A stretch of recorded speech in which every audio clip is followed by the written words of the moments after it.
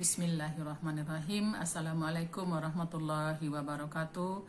Apa kabar anak-anak ibu semua? Mudah-mudahan kamu dalam keadaan sehat walafiat, tidak ada kurang suatu apapun. Pada pagi hari ini kita akan melanjutkan pelajaran kita tentang tema 3, subtema 3, pembelajaran 1. Anak-anak ibu, coba dibuka bukunya halaman 119.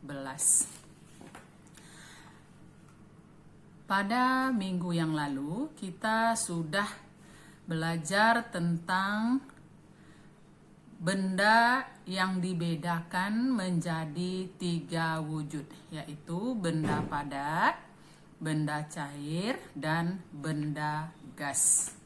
Benda padat sifatnya satu, bentuknya tetap walaupun tempatnya berubah.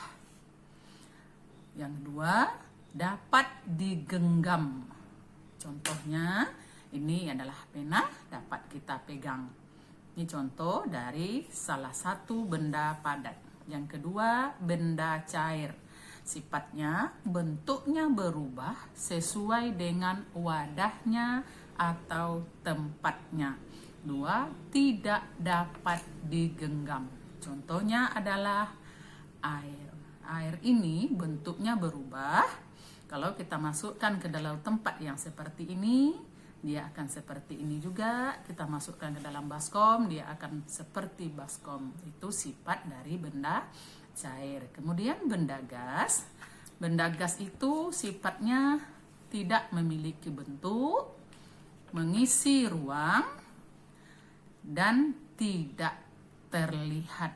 Itu pelajaran kita minggu yang lalu. Untuk hari ini kita masuk pada perubahan wujud benda. Itu ada di halaman 119. Kalian telah mengenal wujud benda. Ada padat, cair, dan gas. Kalian juga telah mengetahui sifat-sifatnya. Sekarang, apa yang terjadi jika benda tersebut dipanaskan, didinginkan, dan diletakkan di udara terbuka? Apakah benda itu mengalami perubahan? Itulah pelajaran kita pada hari ini. Benda dapat mengalami perubahan wujud jika benda tersebut dipanaskan atau didinginkan. Perubahan wujud apa sajakah yang akan terjadi? Sekarang lihat bukunya halaman 120, yaitu ayo membaca, mencair. Hari ini sangat terik. Lani membeli es krim bersama teman-temannya. Beberapa saat es krim berubah menjadi cair. Mengapa hal itu terjadi? Bagaimana jika kamu meletakkan es batu di luar? Tentu saja lama-kelamaan es tersebut akan berubah menjadi air. Begitu juga ketika kamu memegang coklat. Coklat yang kamu pegang lama-kelamaan akan mencair karena terkena panas tanganmu. Sekarang dari bacaan ini, kamu dapat menjawab pertanyaan 1. Apakah yang dimaksud mencair? Itu kalau kamu amati baik-baik. Kalau kamu baca kembali bacaan yang halaman 120, kamu akan dapat menjawab pertanyaannya. Ini adalah tugas kamu yang pertama di halaman 120. Dilanjutkan dengan halaman 121, nomor 2, 3, dan 4. Nah, anak-anak ibu, untuk lebih kamu memahami perubahan benda menjadi padat, berubah menjadi cair atau menjadi air, dapat kamu lakukan percobaan di halaman 122. Kamu ambil bahan-bahan, ada es batu, coklat, kapur, dan mentega. Atau kamu ganti alat-alatnya, bahannya dari benda-benda yang lain untuk membuktikan apakah benda itu berubah wujudnya dari padat menjadi cair. Itu hanya pelajaran percobaan kamu di rumah supaya kamu lebih dapat memahaminya dengan baik. Nah, anak-anak ibu sekalian, di halaman 124 ada informasi penting. Nah, ini penting kamu ingat.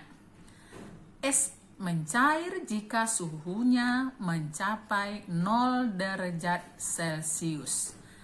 Besi dapat dicairkan jika dipanaskan sampai suhu 600 derajat Celcius. Setiap benda mulai mencair pada suhu yang berbeda-beda. Suhu di mana benda mulai mencair disebut titik leleh. Jadi di sini setiap benda padat apabila didinginkan atau dipanaskan akan dapat berubah menjadi cair. Sekarang kita lanjutkan dengan halaman 124, yaitu ayo mengamati. Di sana ada gambar 3 buah coklat dengan ukuran beratnya yaitu 120 gram, 60 gram, 70 gram. Sebelumnya di pembelajaran yang lalu kita juga sudah belajar mengenai satuan berat. Satuan berat itu ada kilogram, hektogram, dekagram, gram, desigram, sentigram, dan miligram. Jadi untuk pelajaran halaman 125, bahan untuk membuat kue coklat ada bahan-bahannya. Kamu baca baik-baik, kemudian kamu cari ada satuan berat di dalam bahan-bahan dan bahan-bahan yang dicampurkan menjadi satu. Ini perlu kamu baca, kamu lihat di sana ada gram, ada kilogram. Nah, selanjutnya ayo berlatih di halaman 126. Bacalah soal di bawah ini, tuliskan cara mendapatkan hasilnya.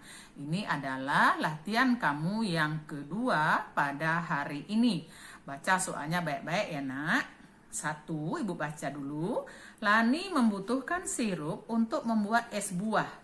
Berat 1 botol sirup 600 gram. Berapa gram berat dari 3 botol sirup? Botol sirupnya ada 3. Berat 1 botol sirup 600 gram. Berarti dapat kamu kerjakan. Boleh dengan cara menjumlah dan boleh juga dengan cara mengali. Lanjutkan nomor 2, A dan B.